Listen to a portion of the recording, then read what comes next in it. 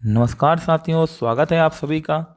दोस्तों, आपको मालूम होगा उत्तराखंड डीएलएड प्रवेश परीक्षा 2022 के लिए फॉर्म आ चुके हैं और लगभग एक महीने बाद यानी कि 25 मई की तारीख उसमें दिखाई जा रही है आपके एग्ज़ाम के। तो ज़्यादा समय नहीं बचा है, इसलिए मैंने यहाँ पर शुरू किया है आपके लिए मैथ का एक प्रैक्टिस सेट, जिसमें आपके कुछ क्वेश्चन होंगे जो आप मेरे साथ साथ करेंगे तो आपको पेपर में कुछ फ़ायदा मिल सकता है। तो अगर आप भी मेरे साथ प्रैक्टिस सेट करना चाहते हैं और अपनी तैयारी सही से रखना चाहते हैं तो जुड़िए मेरे साथ, लाइक कीजिए, वीडियो को शेयर कीजिए और सब्सक्राइब कीजिए और साथ में बेल आइकन जरूर दबाइए। तो ज़रा देर ना करते हुए शुरू करते हैं प्रश्नों को। तो पहला प्रश्न है आपके सामने, प्रथम 50 विषम पूर्णांकों का योग कितना होगा। आपके पास इन्हें लिखा है विषम पूर्णांक, यहाँ पर लिखा है विषम पूर्णांक। तो विषम पूर्णांकों का योग का फॉर्मूला आपको पता होगा n²। मैं यहाँ पर आपको केवल प्रैक्टिस सेट करा रहा हूँ जिससे आपकी तैयारी हो, क्योंकि पढ़ाई आपने लगभग कर चुके हैं। तो यहाँ पर मैं केवल क्वेश्चन करा रहा हूँ। तो यहाँ पर हमारे पास विषम पूर्णांकों का योग का फॉर्मूला होता है n²। n का मतलब जितनी संख्याएं हैं, तो हम पे कितनी संख्याएं हैं 50। तो हम क्या कर देंगे 50 का स्क्वायर, और 50 का स्क्वायर कितना होगा, 0 का 2 जीरो बन जाएंगे स्क्वायर करने पर, और 5 का बन जाएगा 25 यानी कि 2500। तो 2500 हमारा कौन सा ऑप्शन है, ऑप्शन नंबर बी। अगला सवाल देखते हैं। अंडर रूट के अंदर लिखा है 0.0625। तो देखिए यहाँ पर 625 जो है नंबर, इसका अंडर रूट तो सीधे सीधे कितना होता है 25। अब आप पॉइंट देखिए, पॉइंट के बाद यहाँ पर कितने अंक हैं, पॉइंट के बाद यहाँ पर 4 अंक हैं, 1 2 3 4, 4 अंक हैं। तो अंडर रूट करते समय इसका हम आधा कर देंगे, आधा यानी कि 2 ही अंकों पर पॉइंट लगाएंगे, और 2 अंक हमारे 5 और 2 ही अंक हैं, तो हम 2 से पहले यहाँ पर पॉइंट लगा सकते हैं। तो आपका उत्तर आ जाएगा 0.25, जो कि आपका सी ऑप्शन है 0.25। अगला प्रश्न देखते हैं। यहाँ लिखा है 16 की घात 0.16 और 2 की घात 0.36। ऐसे प्रश्नों के लिए हम दोनों को एक समान नंबर बना लेते हैं। जैसे यहाँ पर 2 है, यहाँ पर 16 है, तो 16 को हम 2 बना लेते हैं। तो 16 को हम बना सकते हैं 2 की घात 4। तो ये हो जाएगा 2 की घात 4, और ऊपर जो घात में 0.16 है वो गुणा में आ जाता है 0.16, और संग में गुणा है 2 की घात 0.36। तो अब आप देखेंगे 4 की गुणा 16 से करेंगे तो कितना हो जाएगा, ये हो जाएगा घात में 64 पॉइंट के साथ, और इधर कितना है 36।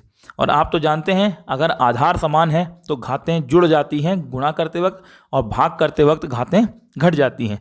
तो हमारी गुणा हो रही है तो हम 64 और 36 को जोड़ देंगे, हो जाएगा 100। 100 का मतलब 1.00, और बेस में हमारी घात है कितना, बेस में हमारा नंबर क्या है 2, तो यानी बचेगा 2 की घात 1, और 2 की घात 1 का मान होता है 2। अगला प्रश्न देखते हैं। लिखा है 27 प्लस 19 का होल स्क्वायर प्लस 27 माइनस 19 का होल स्क्वायर बट्टे में 27 गुणा 27 प्लस 19 गुणा 19। तो ध्यान रखना यहाँ पर कभी भी a प्लस बी का होल स्क्वायर और a माइनस बी का होल स्क्वायर का पैटर्न है। मैं शॉर्ट तरीका बता देता हूँ। अगर आपके बीच में प्लस का चिन्ह है तो आप लगाएंगे उत्तर 2, और माइनस का चिन्ह है तो आप लगाएंगे उत्तर 4। तो यहाँ पर प्लस है तो 2 लगाएंगे, बाकी आप इसे a प्लस बी का होल स्क्वायर और a माइनस बी का होल स्क्वायर करके सॉल्व करेंगे तो भी आपका लास्ट में 2 और 4 ही आता है। बस प्लस माइनस का आपको ध्यान देना है। हाँ देखिए, प्लस में नीचे का ये जो पैटर्न है ये इस तरह का है, माइनस में ये पैटर्न थोड़ा चेंज हो जाएगा। यहाँ पर केवल एक 27 और एक 19 ही रहेगा। ठीक है, ध्यान रखना। पर अगला प्रश्न है, दो सहअभाज्य संख्याओं का गुणनफल 117 है, उनका लघुत्तम समापवर्ती कितना होगा। एक फॉर्मूला आपने पढ़ा होगा, पहली संख्या गुणा दूसरी संख्या बराबर HCF गुणा LCM। ठीक, तो दो सहअभाज्य संख्याएं बोली हैं और इनका गुणनफल कितना है 117, मतलब दोनों संख्याओं की जो गुणा कर रखी है इसका मान 117 है। अब ध्यान रखना, सहअभाज्य मतलब साथ साथ अभाज्य। जब कोई संख्या साथ साथ अभाज्य मतलब कि आपस में किसी भी संख्या से नहीं कटेंगी। जैसे मैं 3 के साथ 8 ले लूं तो ये आपस में नहीं कटेगा, 3 से 8 नहीं कटता।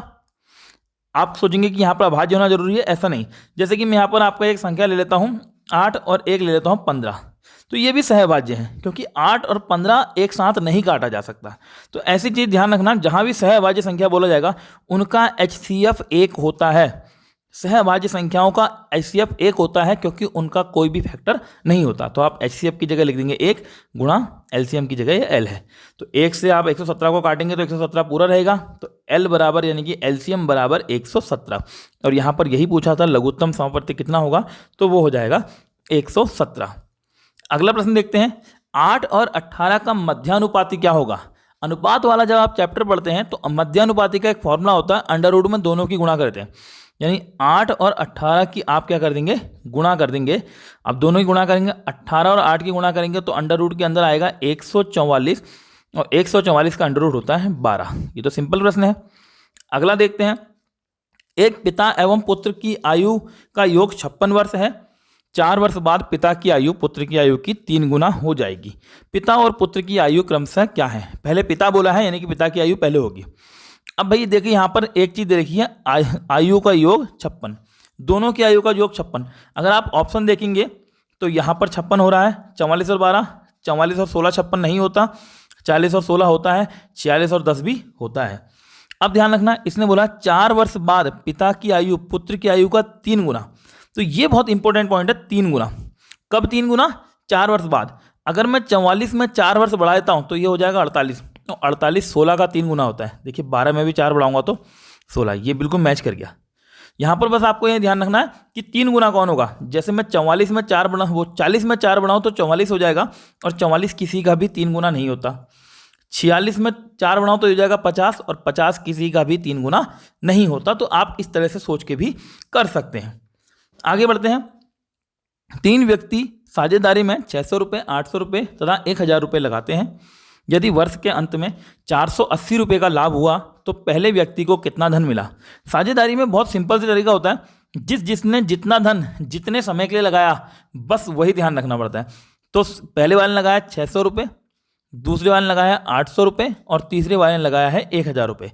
अब क्योंकि इसने बोला है वर्ष के अंत में, यानी सभी ने 1 साल लगाया, तो सभी ने 1 साल लगाया तो हमें कोई समस्या यहाँ पर नहीं होगी। हालांकि हम गुणा 1 कर सकते हैं सब में, अगर कभी समय अलग अलग दिया हो तो आप गुणा करके यहाँ पर ले सकते हैं।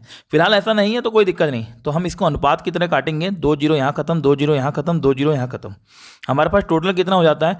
6, 8 और 10। आप इसे चाहो तो और छोटा कर सकते हो, और नहीं चाहो तो आप सीधे जोड़ सकते हो। 10, 8, 18, 18 और 6 24। टोटल लाभ आपको हुआ है 480, और आपका अनुपात आ रहा है कितना? 24। तो आप कहेंगे 24 का मान हम ले सकते हैं 480, यानी 480 के हम 24 टुकड़े करेंगे और किसको देंगे? पहले व्यक्ति को। और पहले व्यक्ति के पास कितना हिस्सा आ रहा है?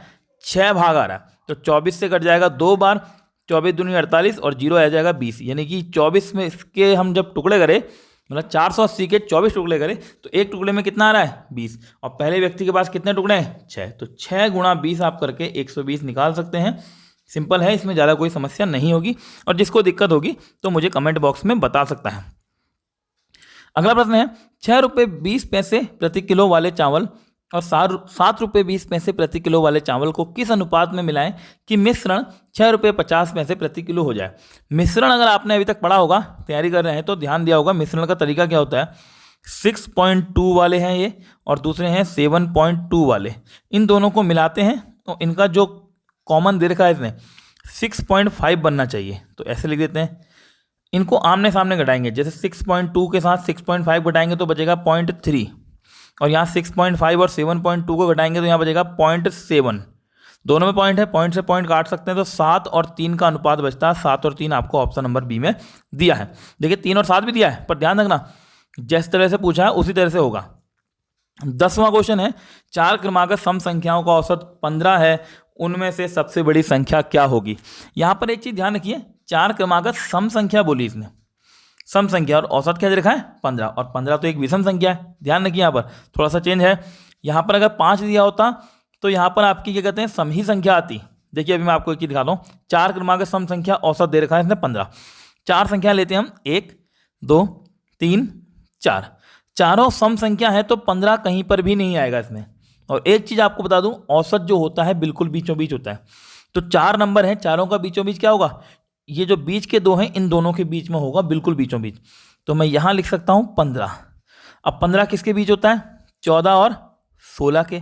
देखिए 14 और 16 में 2 का अंतर, तो रीजनिंग के अकॉर्डिंग यहाँ पर अगला नंबर आना चाहिए 18, और यहाँ पीछे आना चाहिए 12। ठीक, तो आप देखिए 4 क्रमागत सम संख्या हो गई, इनका औसत 15 भी हो गया। पूछा है सबसे बड़ी संख्या, सबसे बड़ी संख्या हो जाती है 18। बस एक चीज ध्यान रखना कि औसत बिल्कुल बीच में होता है, ये चीज आपको ध्यान रखना है, बिल्कुल बीचों बीच, ना दाएं ना बाएं।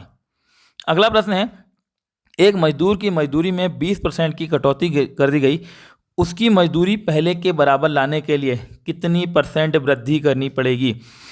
देखिए, कोई चीज़ की मजदूरी मान लीजिए 100 थी, आपने कटौती कर दी 20 की, 20 आपने काट लिया, तो उसकी मजदूरी अब कितनी बची, 80। 100 से तो 20 आप सीधे काट भी सकते हैं, सीधे बढ़ा भी सकते हैं, ध्यान रखना। परंतु अब आपको 80 से 100 पर फिर ले जाना है, तो 80 से 100 ले जाने के लिए आपको 20 रुपये उसके बढ़ाने पड़ेंगे। परंतु हमें जो परसेंटेज निकालना है वो किससे निकालना पड़ेगा, 80 से, क्योंकि ये पुरानी मजदूरी तो इसकी ख़त्म हो चुकी है, मजदूरी तो अब इसकी 80 बची है, तो हमें इसका बेस यहाँ पर रखना पड़ेगा 80 और गुणा में 100। परसेंटेज निकालने के लिए 20 से कटेगा 4 बार, 20 चक्को 80, 4 से कटेगा 100 कितनी बार, 25 बार, तो ये आ जाएगा आपका 25%। ऑप्शन नंबर बी यहाँ पर आपको दे रखा है। ठीक है, आगे बढ़ते हैं। एक दुकानदार 1 रुपये की 20 वस्तुएं बेचकर 20% का लाभ कमाता है। उसने 1 रुपये में कितनी वस्तुएं खरीदी थी, ये पूछा है। तो देखिए, इसमें एक सिंपल सा तरीका बताता हूँ, आप इस तरह से करना, हमेशा रुपये बट्टे दर लेके चलना। आप कहना है 1 रुपये की 20 वस्तुएं बेचकर उसे कितना लाभ, 20% का लाभ।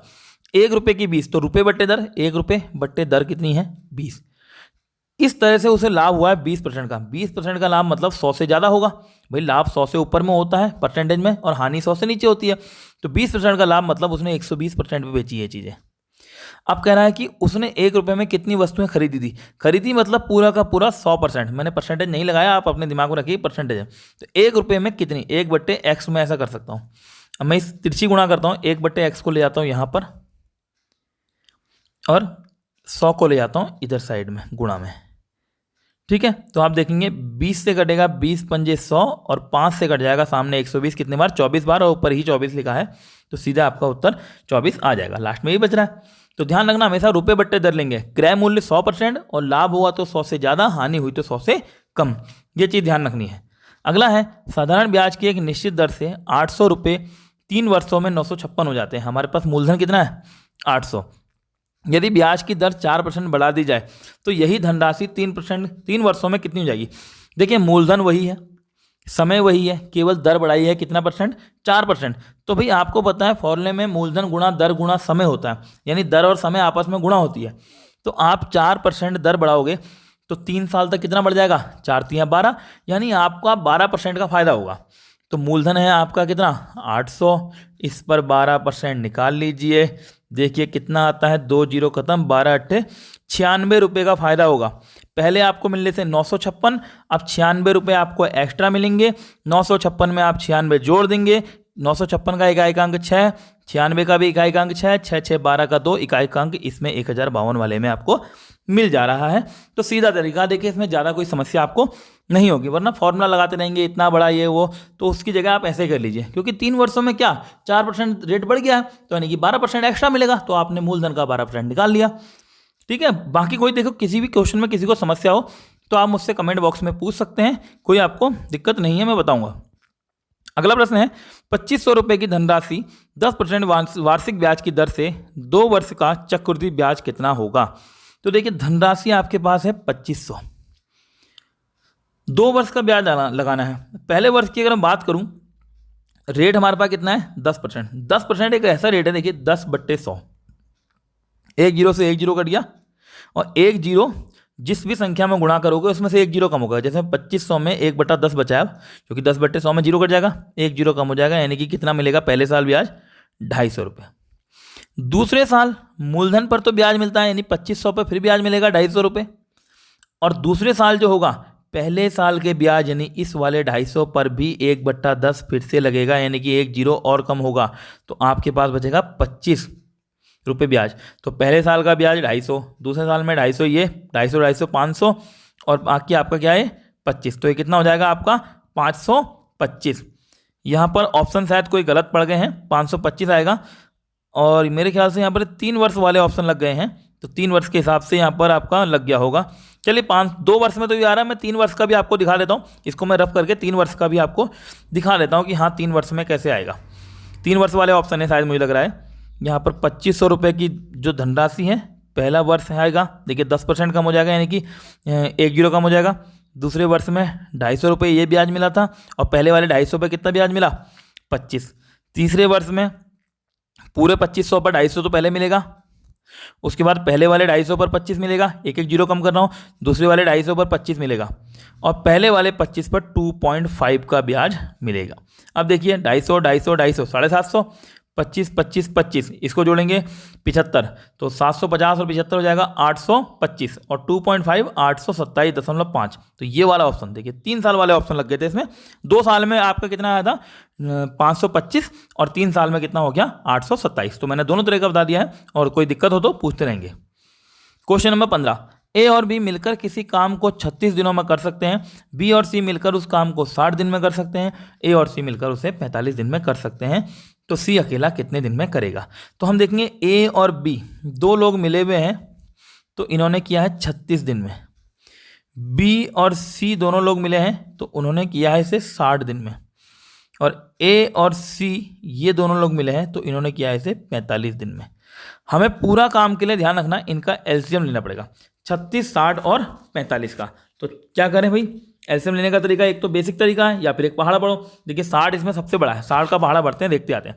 60 एकम 60, 60 36 और 45 से नहीं करता, 60 दूनी 120, 36 45 से नहीं करता, 60 तियां 180 कट जाता है 180। अगर हम एलसीएम लें तो यहाँ पर आपका ये कट जाएगा किससे, 36 से भी, 60 से भी, 45 से। देखिए 36 से कितनी बार जाएगा 180, ये जाएगा 36 पंजे 180, 60 से जाएगा 3 बार और 45 से जाएगा 4 बार। ये जो मैं भाग कर रहा हूँ ये इनकी अपनी अपनी क्षमता आ जा रही है। मतलब ए और बी की मिलकर क्षमता 5 है, बी और सी की मिलकर क्षमता 3 है, ए और सी की मिलकर क्षमता 4 है। अगर मैं सभी की क्षमता जोड़ दूँ, यदि मैं सभी की क्षमता जोड़ दूँ 5 3 8 4 12, तो क्षमता आ जाएगी 12। लेकिन सभी लोग ए बी बी सी ए सी ये 3 बार हैं, मतलब 2 बार हैं तीनों चीज़, तो 2 बार तीनों चीज़ आएगी ए बी और सी। तो मैंने 2 कॉमन ले लिया। इसने पूछा है सी अकेले।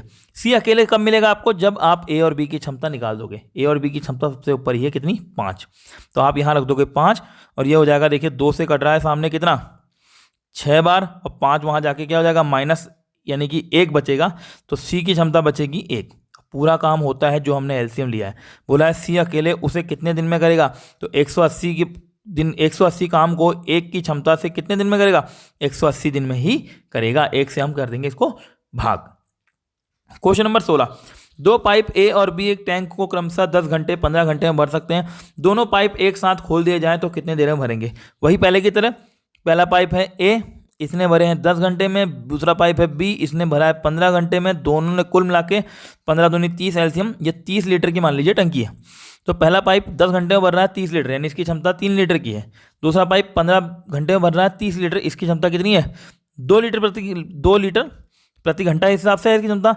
तो इसने पूछा दोनों पाइप एक साथ खोल दिए जाएं, तो दोनों पाइप अगर मिला दें तो क्षमता हो जाएगी कितनी इनकी 5, और 5 की स्पीड से 30 लीटर भरने में इन्हें लगेंगे केवल 6 घंटे। तो 6 घंटे वाला ऑप्शन हमारे पास यहाँ पर है। अगला प्रश्न देखते हैं। 270 मीटर लंबी रेलगाड़ी है, 30 मीटर प्रति सेकंड की चाल से चल रही है, 180 मीटर लंबे पुल को कितने समय में पार करेगी। तो यहाँ पर ध्यान रखेंगे, हम एक फॉर्मूला लगाएंगे, चाल गुणा समय बराबर दूरी। रेलगाड़ी के प्रश्न को करने के लिए इस फॉर्मूले को इस तरह से लिखेंगे तो आपका ज़्यादा इजी पड़ेगा। चाल गुणा समय गुणा दूरी। दूरी में रेलगाड़ी हो, पुल हो, सुरंग हो या प्लेटफॉर्म हो, इन सब की दूरियां यानी लंबाइयां जोड़ी जाती है। और चाल अगर 2 रेलगाड़ियां हों या एक रेलगाड़ी के साथ कोई व्यक्ति जो दौड़ रहा है तो विपरीत दिशा में चाल जुड़ती हैं, एक ही दिशा में चाल घटती है। फिलहाल हमारे पास एक ही रेलगाड़ी है, वो एक ही रेलगाड़ी है 270 मीटर लंबी, और पुल है हमारे पास 180। तो दूरी को जोड़ देंगे, 270 और 180 आप जोड़ देंगे तो ये हो जाएगा, 0 का साइड कर लेते हैं, और 8 7 15, 2 और 1 3 और 1 4, 450 यहाँ पर आपका दूरी हो गई। समय आपसे इसने पूछा है, समय को हमने टी मान लिया। चाल आपको इसने दे रखी है 30 मीटर प्रति सेकंड, 30 से कर देंगे भाग, 0 से 0 कटा, 3 से कटेगा 15 3 45, यानी कि इसको लगेंगे 15 सेकंड। ये आपको ध्यान रखना है, चाल गुणा समय गुणा दूरी के पैटर्न लेंगे तो रेलगाड़ी वाले क्वेश्चन ईजी पड़ते हैं। अगला प्रश्न है, एक तैराक की चाल 5 किलोमीटर प्रति घंटा है, धारा की गति 3 किलोमीटर प्रति घंटा है। उस व्यक्ति को धारा के साथ, यानी जिधर को धारा बह रही है वहीं को जाना है, 26 किलोमीटर तैरने में कितना समय लगेगा। एक चीज़ ध्यान रखना, रेलगाड़ी या बस जिसमें हम जो चीज़ सड़क पर चलती है या जमीन पर चलती है, तो ध्यान रखना आमने सामने से कोई चीज़ आ रही है तो उनकी चाल जुड़ेगी, एक ही दिशा में जा रहे हैं तो घटेगी। परंतु पानी के अंदर उल्टा होता है, अगर एक ही दिशा में जा रहे हो तो चाल जुड़ जाती है, विपरीत दिशा में घट जाती है, क्योंकि जिधर को पानी बह रहा है आप उधर को ही जाएंगे तो पानी के साथ साथ और तेज चलेंगे। तो ध्यान रखना। तो इसने बोला है धारा के साथ, मतलब धारा की और व्यक्ति की चाल जुड़ेगी। तो व्यक्ति की चाल 5 किलोमीटर प्रति घंटा, धारा की 3, तो टोटल चाल कितनी हो गई 8 किलोमीटर प्रति घंटा। और दूरी कितनी तय करनी है 26 किलोमीटर की दूरी तय करनी है। तो समय कैसे निकलेगा भाई, 8 से भाग कर देंगे 26 को, सीधे निकल जाएगा, समय बराबर दूरी बट्टे चाल। तो भाई 8 से भाग करो या 2 से काट लो, 2 से कटेगा 13 बार, 2 से कटेगा 4 बार, 4 से भाग करो 4 तियां 12, शेष बचेगा 1/4, 3 सही 1/4, जो शेष होता है उसे बट्टे से ऊपर लिखते हैं। अगला प्रश्न है एक समबाहु त्रिभुज का क्षेत्रफल 4√3 वर्ग सेंटीमीटर है, उसका परिमाप कितना होगा। समबाहु त्रिभुज के क्षेत्रफल का फॉर्मूला होता है √3/4 इंटू भुजा स्क्वायर, √3/4 इंटू भुजा मैंने मान ली a का स्क्वायर। और ये कितना दे रखा है 4√3, तो √3 से √3 कटा, 4 इसके साथ जाएगा, ये हो जाएगा 4 का स्क्वायर। अगर मैं स्क्वायर से स्क्वायर काट दूं तो a बराबर कितना बचेगा 4। पूछा है परिमाप, भाई किसी भी चीज़ का परिमाप उसकी सभी भुजाओं का योग होता है। तो त्रिभुज में कितनी भुजाएं होंगी 3 भुजाएं होंगी, और तीनों भुजाएं कितनी हैं 4 4 4 की, तो सबको जोड़ देंगे, 4 तियां 12 सेंटीमीटर इसका परिमाप हो जाएगा। अगला प्रश्न है एक आयत की लंबाई और परिमाप 5:18 के अनुपात में है, उसकी लंबाई और चौड़ाई का अनुपात क्या होगा। देखिए यहाँ पर एक थोड़ा सा जल्दी अगर करना चाहें तो इसका उत्तर आपका 5:4 हो जाएगा। देखिए ध्यान दीजिए, इसने बोला है आयत की लंबाई कितनी है 5 के अनुपात में। 5 को आप और छोटा नहीं कर सकते, पहली बात 5 को आप और छोटा नहीं कर सकते। और यहाँ देखो नंबर भी ऐसे दे रखे हैं जो कि 3 4 3 3 5 5 4 4 7, तो आपको पता लंबाई पहले बोलिए, लंबाई और चौड़ाई। तो लंबाई 5 को तो आप और छोटा नहीं कर सकते अनुपात में, तो 5 तो ही रहेगा। ठीक, अगर मान लीजिए यहाँ से आपको नहीं आ रहा है, कन्फ्यूजन हो रहा है कि भाई चलो किसी और में कोई दिक्कत होगी, तो आप क्या कहेंगे भाई लंबाई और चौड़ाई का अनुपात कितना है 5 नहीं, आयत की लंबाई और परिमाप का अनुपात है। तो भाई आयत हमने ले लिया ऐसा, यहाँ को 5 है लंबाई, नीचे को भी 5 होगी, टोटल परिमाप 18 है। मैंने अभी थोड़ी देर पहले बोला सभी भुजाओं का योग, जब 2 भुजाएं 5 5 10 की हो गई, 18 होने में कितना बचा है अभी 8 और बचा है, यानी कि 4 इधर होगी और 4 इधर होगी। तो लंबाई 5 चौड़ाई 4, इसलिए अनुपात हो गया 5:4। तो इस तरह से आप इन प्रश्नों को कर सकते हैं। तो ये प्रैक्टिस साइड में मैंने 20 प्रश्न रखे थे जो कि मैंने आपको करा दिए हैं। उम्मीद है आपको पसंद आए होंगे और आपने भी मेरे साथ साथ कर लिए होंगे यदि आप अपनी तैयारी कर रहे होंगे सही से तो। और अगर किसी को कोई समस्या आएगी तो वो कमेंट बॉक्स में बोल सकता है। और मैं सोच रहा हूँ कि थोड़ा सा एक ग्रुप भी बना दूंगा आपका टेलीग्राम वगैरह, जिसमें आपको लिए कोई काम की चीज़ भेज दी जाएगी। तो जो बच्चे तैयारी करना चाह रहे हैं तो आप एक इसमें जुड़ सकते हैं, और किसी ग्रुप में यदि आप जुड़े हैं तो वहाँ पर इस वीडियो का लिंक शेयर कर सकते हैं। तो इससे भी क्या करते हैं ज़्यादा से ज़्यादा लोग हमारे साथ जुड़ जाएंगे और इसमें आप पढ़ाई कर सकते हैं, क्योंकि आपके लिए इसमें डेली प्रैक्टिस ऐड आते रहेंगे। अभी मैंने मैथ स्टार्ट किया, कोशिश करूंगा कि रीजनिंग वगैरह या जीके वगैरह के भी कुछ क्वेश्चन इसमें दे दिए जाएँ या फिर टेलीग्राम के जरिए आप तक पहुंचा दिए जाएँ, वो देखा जाएगा। फिलहाल मैथ मैंने यहाँ पर चालू कर दिया है। तो अगर आप पढ़ाई करना चाह रहे हैं तो चैनल के साथ जुड़िए, सब्सक्राइब कीजिए, लाइक कीजिए, शेयर कीजिए और बेल आइकन दबाइए, और बाकी आपको रोज़ वीडियो मिलती रहेगी तो आप इसमें से पढ़ सकते हैं। तो ठीक है भाई, आज की वीडियो में इतना ही था। धन्यवाद।